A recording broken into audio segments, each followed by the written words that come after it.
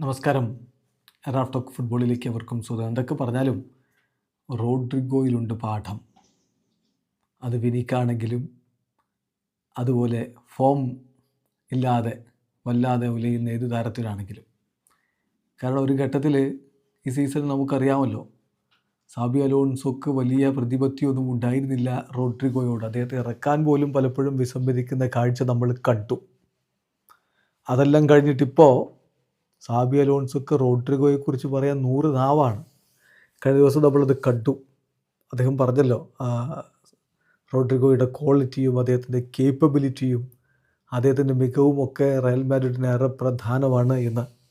ഇപ്പം ഇന്നലത്തെ കളിയിൽ അവർ അത്ലറ്റിക്കോ മാഡ്രിഡിനെ പരാജയപ്പെടുത്തുമ്പോഴും അവൻ്റെ വക ഗോളുണ്ടായിരുന്നു. ഇപ്പോൾ സമീപകാലത്ത് അവൻ്റെ കളികളുടെ ഇമ്പാക്റ്റൊക്കെ നോക്കിയാൽ മതി. വലിയ രൂപത്തിൽ കളിയെ മാറ്റിമറിക്കുന്ന തരത്തിലുള്ള പ്രകടനങ്ങളാണ് അവനിൽ നിന്ന് വന്നുകൊണ്ടിരിക്കുന്നത്. ഇപ്പോൾ ഇന്നലത്തെ കളി തന്നെ നോക്കിയാൽ അവൻ്റെ ഒരു പ്രകടനം എന്ന് പറഞ്ഞാൽ ഒരു ഗോൾ അവനടിച്ചു. 38 പാസുകളിൽ 35 ലക്ഷ്യത്തിൽ എന്ന് പറഞ്ഞാൽ 98% പാസിംഗ് ആക്യുറസിയാണ്.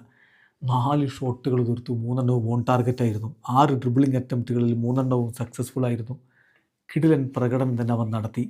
അപ്പോൾ അവൻ്റെ കഴിഞ്ഞ 5 സ്റ്റാർട്ടുകൾ, റയൽ മാഡ്രിഡിനായിട്ട് അവസാനമായി കളിച്ച 5 സ്റ്റാർട്ടുകൾ നോക്കാം. സിറ്റിക്കെതിരെ അവൻ്റെ വക ഗോളുണ്ടായിരുന്നു, അലാവസിനെതിരെ ഗോളുണ്ടായിരുന്നു, സെവിയയ്ക്കെതിരെ ഇരട്ട അസിസ്റ്റുകളായിരുന്നു, റയൽ ബെറ്റീസിനെതിരെ ഇരട്ട അസിസ്റ്റുകളായിരുന്നു, അത്ലറ്റിക്കോക്കെതിരെ ഇതാ ഗോളും വന്നിരിക്കുന്നു. എന്ന് പറഞ്ഞാൽ കഴിഞ്ഞ 5 സ്റ്റാർട്ടുകളിൽ അവൻ സ്റ്റാർട്ട് ചെയ്ത 5 കളികളിൽ നിന്ന് 3 ഗോളുകൾ അവൻ നേടിയിട്ടുണ്ട്. അതോടൊപ്പം 4 അസിസ്റ്റുകളും വന്നിട്ടുണ്ട്.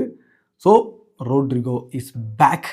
അവൻ്റെ മികവിൽ റയലിന് പ്രതീക്ഷയുണ്ട്, ബ്രസീലിനും പ്രതീക്ഷ വെക്കാം. വീഡിയോ അവസാനിക്കുന്ന ഫുട്ബോൾ ലോകത്തെ കൂടുതൽ വിശേഷങ്ങളുമായി റാഫ് ടോക്സ് എത്താം.